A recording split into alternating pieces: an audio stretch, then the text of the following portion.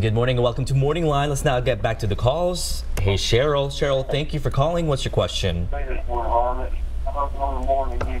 Hey, Cheryl, are you there? Yeah. Hey, what's your question? I don't have a question. I have 3 comments, though, that I'd like to make. Okay, what was that? What's that? Okay, the first one is, I'm an old truck driver. I drove a refrigerated truck from coast to coast. And, yes, but a lot of the Mexican people, they're the ones that were out in the fields. And I'm going to tell you, if it wasn't for them little brown hands, us white folks would be going hungry. White people aren't going to take those jobs. Number 2, what's the Statue of Liberty for? You know, and these children out there in that Arizona heat, they can't even be comforted. They got toddlers. It's awful. You know what that reminds me of? It reminds me of what Hitler did. And I know that's strong to say, but I think it's wrong. I think we should have the immigration. I think we should let them come in. I think there are proper channels, but let them start where they're at. Don't take them away from their children or the children away from them. That's wrong. God's going to punish them all. And that's what I've got to say. Cheryl, thank you for that.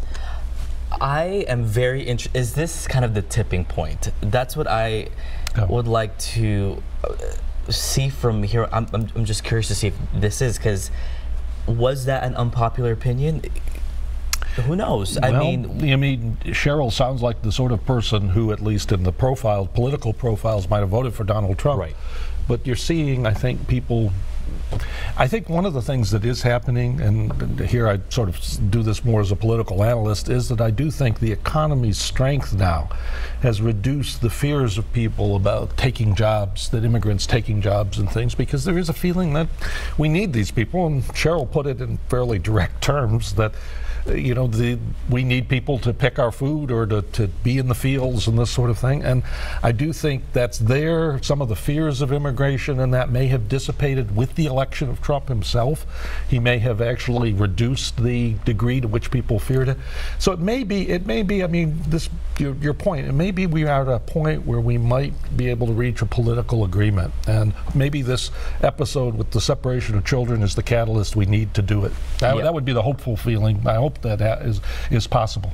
Politically, I think obviously there are many opposing views, but I think the idea of family, well, it's just across the board. Absolutely. And I think that seeing the impact of how families can be broken for the good and bad, I think that's speaking to a lot of people. While we do still have time, I do want to talk about other big political issues, including with President Trump, and more importantly, before all of this, there was North Korea. There was North Korea. And the summit, historic summit for that to even happen. Your takeaways, because to me, still to this point, I'm not sure what came to an agreement and what will actually suffice from here on out. Well, it's both interesting on one level that it actually took place. Trump loves the theater of the summit, and the theater of the summit was played out well. And I think Kim Jong-un, the same thing. Kim Jong-un liked it. The North Koreans made the documentary. Things have changed. I do think it would be very hard to go back to where we were a year ago. If we were, I think we would be headed toward military conflict. But as it is, I mean, in a way, as one of the caller puts it, we've got peace with North Korea. You know, that is the line from the administration. It'll be interesting to see how it works out.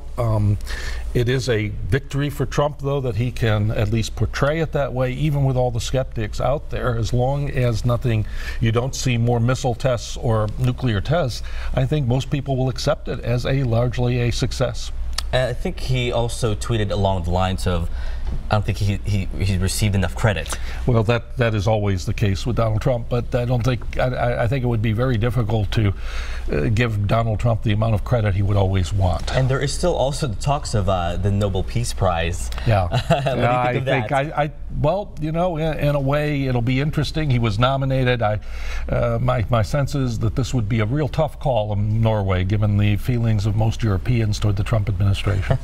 So, to say the least. Any other takeaways from that 2 day? Was it even 2 days? No, a day and a half. It was interesting. I think people miss some of the elements that might be more hopeful. Like, I mean, in effect, what we're getting at is a sort of change in the alignment in Asia, in which Korea itself is asserting itself. And the South Koreans were the ones who in some ways pushed this along and saved the summit, actually, when it was about to collapse. I mean, that was partly the South Koreans who actually intervened to try to make sure North Korea would come. So I think things are changing there, and it'll be interesting to see the connection between this and the tariff question, because China played a role, obviously, in the summit. China played a role, but what kind of impact will this have on South Korea and that relationship between North Korea? A month before the summit, there were the talks between both leaders from those countries. No, and that is, I think, one of the more interesting things going on is the degree to which South Korea sees itself as invested in diffusing and having a good relationship with the North in a way that really does, it's a little different from, of course, Japan, which is much more fearful of the North Koreans and the nuclear deterrent. It seems South Korea, which is right on the battle line, is more interested in the possibilities of investment and economic opportunity and sort of changing North Korea. In the same way President Trump was talking about beaches and things like that, the South Koreans see that opportunity.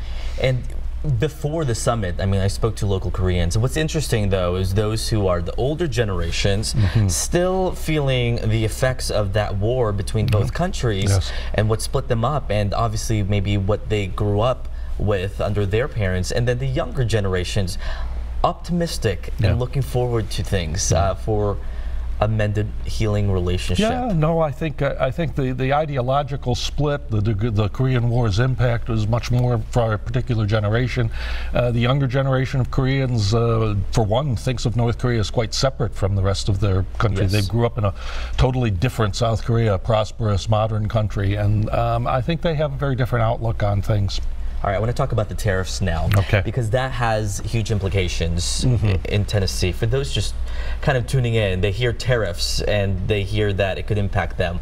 Right. Kind of break it down while we do still have time. Okay, this is always a hard question, because you hear these enormous numbers of tariffs and the amounts they're talking about.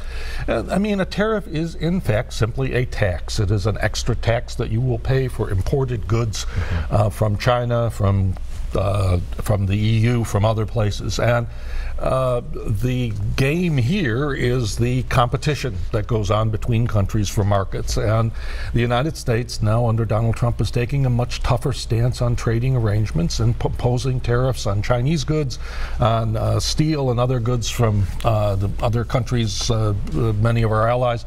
And this has caused a reaction, so that prices for a number of things will go up for the time being. But it is also possible that these tariffs will be challenged in court. There's potential lawsuits are being devised even as I speak against some of these tariffs, and I think some of this is going to be, it'll be interesting to see how it plays out. How will it impact suppliers and companies and workers in Tennessee? Well, we are heavily invested in the auto industry. We're going to feel some of this right away. How seriously, it's hard to say, because the economy is going so strongly now that some of the effects may be a bit concealed by the fact that things are going well. But you may see a hiccup in some sales. You may see some firms having problems meeting demand, and that would be a more troublesome thing.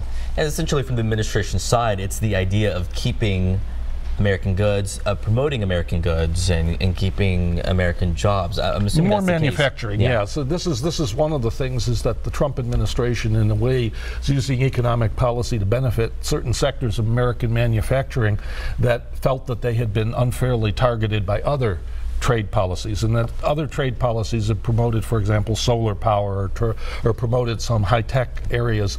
And in a way, manufacturing has always felt that it was on the losing end of the deal with jobs going to Mexico and this.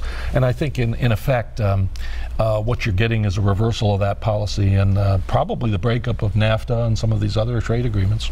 Well, he's been very consistent about about the job sector of American jobs. I mean, several months ago we had the solar panels, we had the washer and dryer goods, and it seems like now though steel, that's a big issue. A larger product. It's a larger product, and the supply chain is truly international.